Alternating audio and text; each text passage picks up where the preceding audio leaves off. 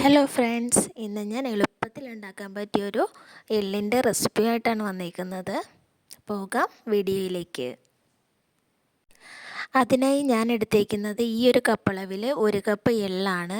പിന്നെ വേണ്ടത് കുറച്ച് കപ്പലണ്ടിയാണ്. അത് വേണമെങ്കിൽ ഇട്ടാൽ മതി, ഓപ്ഷനിലാണ്. എന്നാലും ഞാൻ കുറച്ച് ഇടുന്നുണ്ട് കേട്ടോ.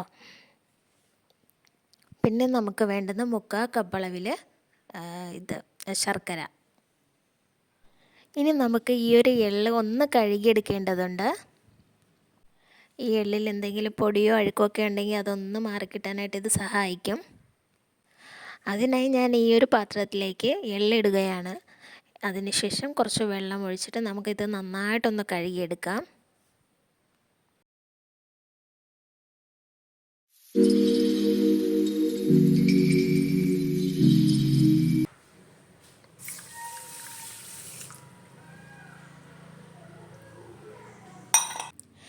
എള്ള് കഴിക്കുന്നത് നമ്മുടെ ആരോഗ്യത്തിന് ഏറ്റവും നല്ലതാണ്.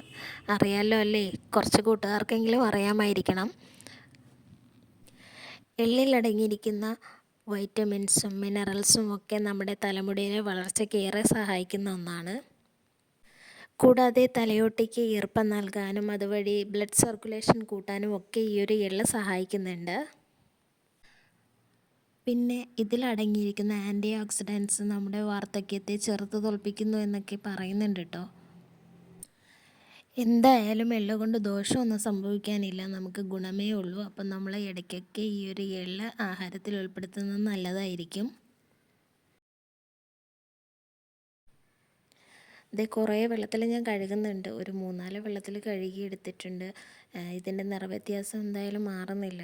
അപ്പോൾ എനിക്ക് തോന്നുന്നു ഇത് എള്ളിൻ്റെ ഒരു കളറായിരിക്കാം എന്ന് തോന്നുന്നു. ആദ്യം എന്തായാലും ഒരു 3-4 വെള്ളത്തിൽ ഞാൻ കഴുകി എടുത്തിട്ടുണ്ട്. അതേ കണ്ടോ. അപ്പോൾ ഇതൊന്ന് കഴുകി എടുത്തിട്ടുണ്ട്. ഇനി നമുക്കൊരു അരിപ്പയിലേക്ക് മാറ്റിയിട്ട് നമുക്കിതൊന്ന് അരിച്ച് മാറ്റി വയ്ക്കാം.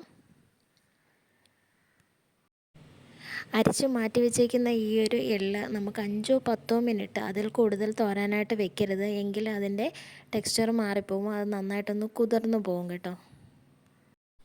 എനിക്കാണെങ്കിൽ ഈ ഒരു എള്ള് കഴുകിയിട്ട് വൃത്തിയായില്ല എന്നൊരു തോന്നൽ വരുമ്പോഴത്തേക്കും ഞാൻ പിന്നെയും ഇതിൻ്റെ മുകളിൽ കൂടി വെള്ളം ഒഴിച്ചിട്ട് ഞാൻ കുറേ കൂടി ഞാനൊന്ന് കഴുകിയെടുക്കുന്നുണ്ട്. എന്നിട്ടും അതിൻ്റെ കളറ് മാറുന്നില്ല. ആ ഒരു കളറ് ഇങ്ങനെ ഇളകിക്കൊണ്ടിരിക്കുവാണ്. അപ്പോൾ എനിക്കാണെങ്കിൽ ഇതൊരു തൃപ്തി വരുന്നില്ല കേട്ടോ. അതുകൊണ്ടാണ് ഞാനിങ്ങനെ ചെയ്യുന്നത്.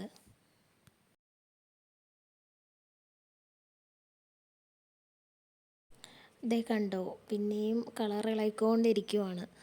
എന്താ ചെയ്യുക?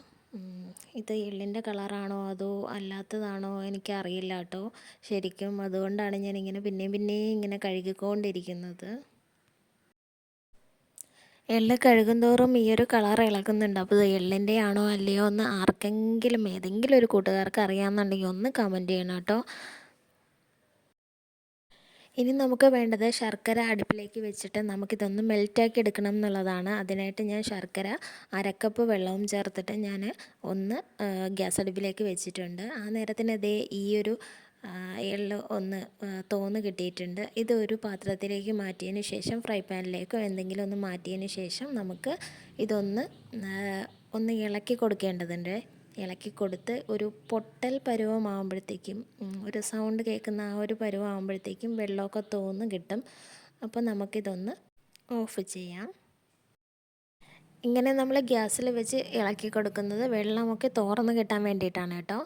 ഇത് നന്നായിട്ട് നമ്മൾ ഇങ്ങനെ ഇളക്കി കരിഞ്ഞു പോകരുത് കേട്ടോ. ഏറ്റവും തീ കൂട്ടി വെക്കരുത്, മീഡിയം ഫ്ലെയിമിൽ വെച്ചിട്ട് വേണം നമ്മളിതൊന്ന് ചെയ്യാനായിട്ട്. തീ കൂടുതലാണെന്ന് കണ്ടാൽ ഏറ്റവും ലോ ഫ്ലെയിമിൽ വെക്കുക. ഇവിടെ നന്നായിട്ട് മഴ പെയ്യുന്നുണ്ട് കേട്ടോ. അതുകൊണ്ടാണ് ലൈറ്റൊന്നും ഇല്ലാതിരിക്കുന്നത്. ഇത്രയും നേരം വെട്ടവും വെളിച്ചമൊക്കെ ഉണ്ടായിരുന്നു. ഇപ്പം നന്നായിട്ട് മഴ പെയ്തപ്പോഴത്തേക്കും കറണ്ട് പോയി. അവിടേക്ക് എന്താണ് അവസ്ഥ? മഴയൊക്കെ ഉണ്ടോ? ഇത്രയും കാലം നല്ല ചൂടായിരുന്നു അല്ലേ? അതൊക്കെ പോയിട്ട് മഴ പെയ്ത് ഇപ്പോൾ നമുക്ക് നല്ല തണുപ്പായിട്ടുണ്ട്. ശരിക്കും പറഞ്ഞാൽ ഇത്രയും നാൾ ചൂടെടുത്ത സമയത്ത് എല്ലാവർക്കും പരാതിയായിരുന്നു, ചൂടാണ്, പുറത്തോട്ട് ഇറങ്ങാൻ വയ്യ, ഭയങ്കര ചൂട് കാരണം ഒരു രക്ഷയില്ല എന്നൊക്കെ പറഞ്ഞിട്ട്. ഇപ്പോൾ മഴ പെയ്തപ്പോഴോ മനുഷ്യർ പിന്നെയും ഇത് തന്നെയാണ് പരാതി പറയുന്നത്. അയ്യോ മഴ കാരണം പുറത്തിറങ്ങാൻ വയ്യ, തുണി ഉണങ്ങുന്നില്ല എന്നൊക്കെ പരാതിയാണ്. എന്താ മനുഷ്യരല്ലേ.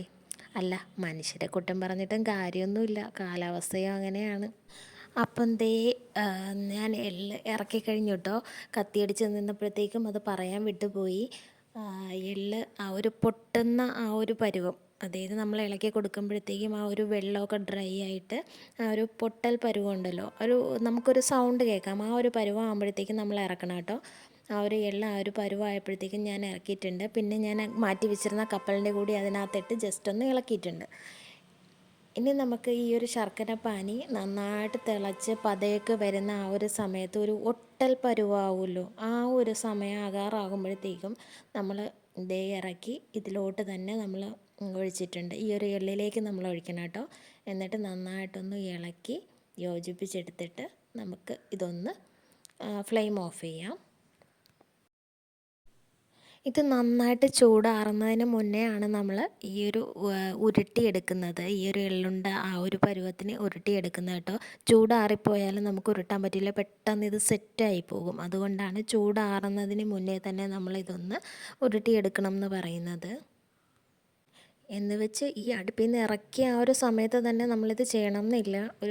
ഒരു സെക്കൻഡ് ഒന്ന് മാറ്റി വയ്ക്കുമ്പോഴത്തേക്കും നമുക്ക് ഈ കയ്യിൽ പിടിക്കാനായിട്ടുള്ളൊരു പരുവം വരുമല്ലോ, ആ ഒരു ചൂടിലായിട്ടാണ് നമ്മൾ ഇതൊന്ന് ഉരുട്ടി കൊടുക്കേണ്ടത്. ആദ്യമൊക്കെ ട്രൈ ചെയ്യുന്ന കൂട്ടുകാരാണെങ്കിൽ ഉരുട്ടാനൊക്കെ കുറച്ച് ബുദ്ധിമുട്ടായിരിക്കും.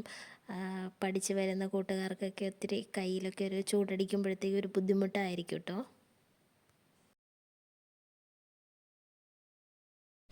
ഇത് നല്ല ചൂടാട്ടോ, ശരിക്കും കൈയൊക്കെ നന്നായിട്ട് ചൂടായിട്ടുണ്ട്.